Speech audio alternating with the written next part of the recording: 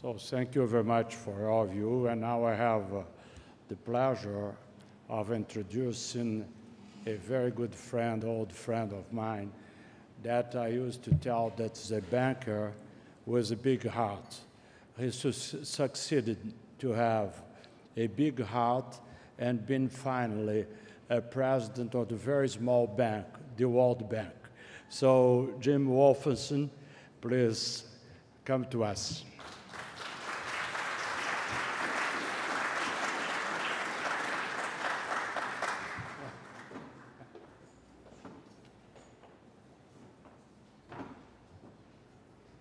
Well, thank you very much, Mario, and I was very happy to arrive in time for that discussion because it was so totally different from what I was going to talk about, because the issues which I've been confronting in these last days are not issues that are particular to the individual market of Brazil, which we just had a remarkable and detailed and erudite presentation. I've been down at the bank and fund meetings for the last 4 days, and the only thing that people have been talking about is whether the world will survive. And perhaps it's worth talking a little bit about what I judge to be a challenge beyond the ones that our colleagues have spoken about, because the ground rules could be changed rather quickly in the coming weeks or months. And this is a unique experience in my life because I have to tell you, when I was a young investment banker, I used to do the same thing for Australia. And I used to say, if you want to make a lot of money, come to Australia rather than Brazil. I couldn't speak Portuguese, so I thought it was a good way to do it in Australia, and I was born there. And I would say our country is just a little bit smaller than Brazil. We don't have as many people, but we have some very good natural resources. And we're close to Asia, and we've got mining resources, we've got agricultural resources, and we have great strength, and we've got rule of law. And if I were speaking again today, I would say the same thing, talking about Australia, as our colleagues have done about Brazil. But for me, the real issue that is confronting us today is whether the global system is going to be there to support the individual countries like Brazil and Australia. And it's very hard to project if you make a projection that the European Union and the United States, which together account for 50% of the global GDP, and more than that in terms of imports, if these two areas of the world are going to be severely affected by what is going on at the present time. It's already accepted that the likely growth in Europe and in the United States over the next 2 years will be certainly under 2% in each area. And that's a good scenario, because it means that we've not had any great disjunction that might be caused by an individual or series of events. But coming back, as I did late last night from Washington, the issue that was on everybody's mind was less the United States, though I'll get to it in a minute, there are some concerns about the United States, but very significant concerns about the future of Europe, and in particular concerns about Greece, although not limited to Greece, because Spain and Italy have issues which confront them if there's a problem with Greece. And if you looked at the press reports today, the observations are some that are positive and some that are negative. But I can report to you, I think pretty accurately, that talking to the people who are going to make these decisions, I would say that the overwhelming mood was negative rather than positive.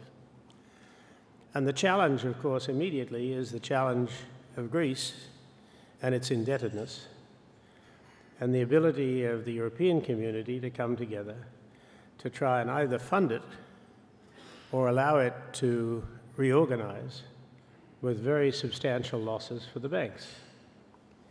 The sort of thing that the papers were talking about this morning was a 50% write-down. I have no idea whether that is the write-down or not, but that was the talk in the corridors.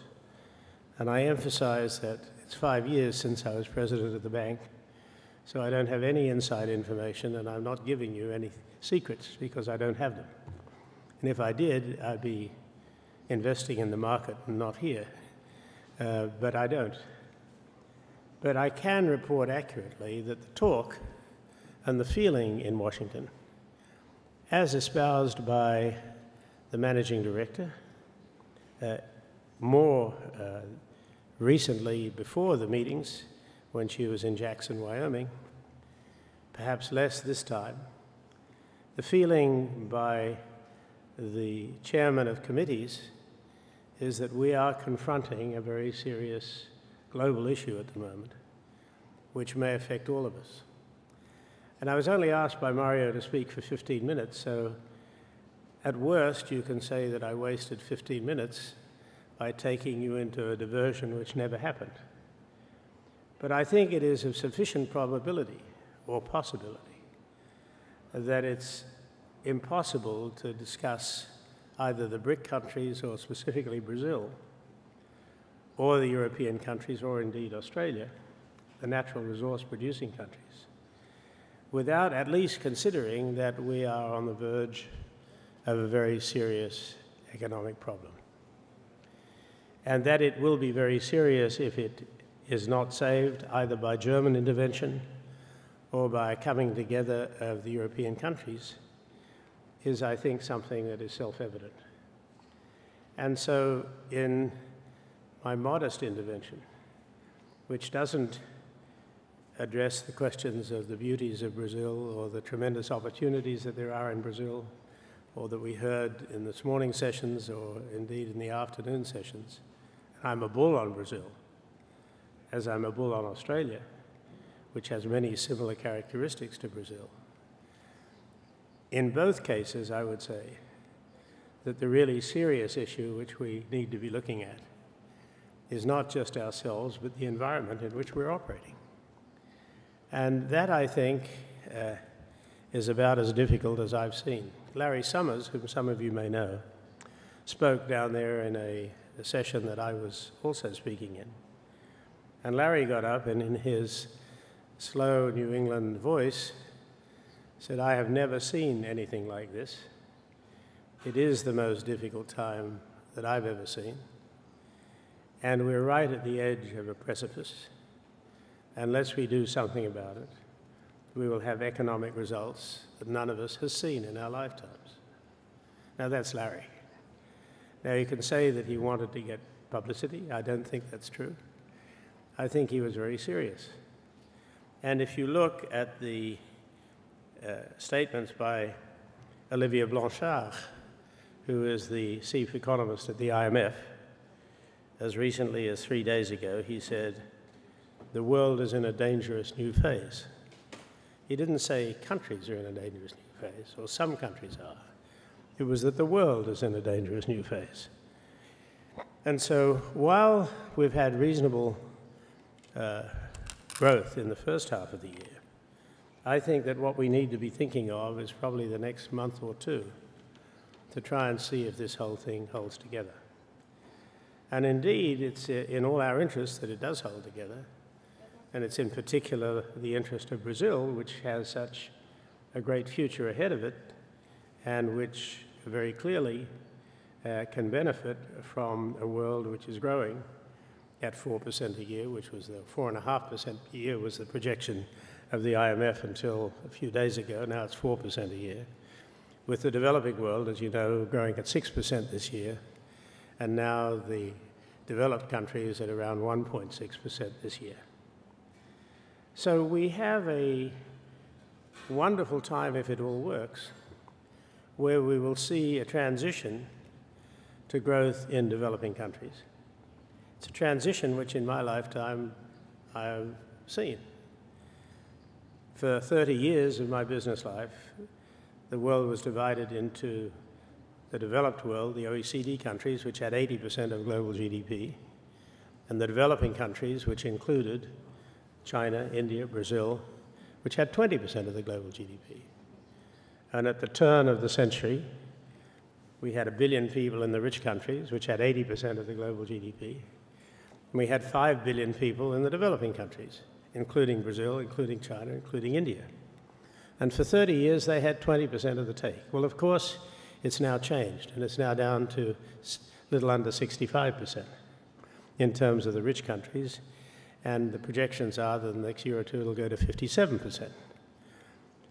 But the overall projections are that by 2050, China and India, and indeed Asia, will be between 50 and 60% of the global GDP.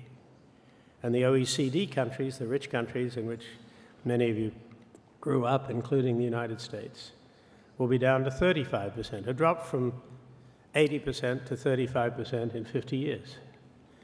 And that is a very different world. And of course, as President Lula said at the first meeting that he attended of the G7, where I happened to be, and I will tell you what he said. It was actually quite amusing, and I'll take a minute to tell you. It was the first time that the leaders of the developing countries had been invited. And so the first person to speak in the G7 in front of the other ministers was Hu Jintao. I might tell you that each of these leaders was given 8 minutes to talk about his country. The second was Prime Minister Vajpayee of India. And the third was Mr. Lula, who spent the first 3 minutes saying how proud his parents would be if he could see him now in front of the presidents of different countries, and he named them, and what a great thing it was for him to be there and how proud he was. But then he said, but I would like to suggest to you that maybe next year you hold your meeting in Brazil. And the reason I'm suggesting that is that in a few years, only 2 of you out of the G7 will be here. And I will be here representing one of the top 7 countries, along with various others who you no longer think about. And it was a stunning intervention. Jacques Chirac was chairing the meeting, and he thought it was funny, and everybody laughed. But the truth is, of course, that this is exactly what is happening. There is the transition to Latin America and to the rest of the developing world. But the question is, will it be smooth, and will it be orderly? And in particular, at this moment, I think it's worth thinking about just what would the impact be of the sort of disruption that is spoken of in these last 4 days in Washington on countries like Brazil, or indeed on the whole world. And so I've now used my 15 minutes, but it does allow me to intervene just for that short period of time to say that it is my hope that there will be an uninterrupted, smooth, totally predictable growth in Brazil, which will lead to riches for everybody. But at this moment, this specific moment in time, I think we have very serious issues in Europe. We have less serious but not trivial issues in the United States, and they still constitute the bulk of demand. And we have a very special challenge to the continuity of Europe as we now know it, and an ability to hold it together in ways that the Treaty of Rome hoped for. So I thank you for the chance of speaking. I hope you remember everything but the 15 minutes of my intervention, and I hope it doesn't come through. But if it does, you can say, there was an old Australian there who did mention this, and maybe it was worth hearing. Thank you very much.